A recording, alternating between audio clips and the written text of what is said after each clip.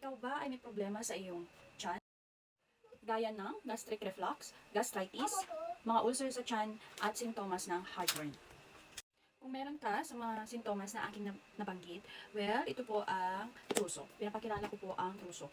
Ito ay health supplements, ayan, para makatulong sa mga stomach problems po natin.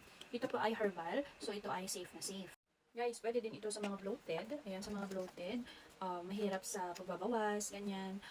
Ano pa, basta yung tungkol lahat sa ating tiyan, gaya ng ulcer, problema sa pagtatae, sakit sa epigastric.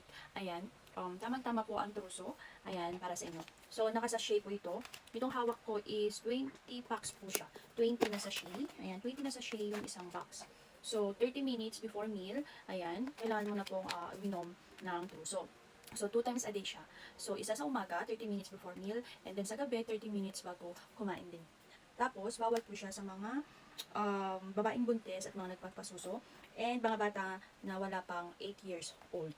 Ayan. Kaya sa mga may mga symptoms, ayan, sa tiyan, ayan, try po ninyo ang Troso.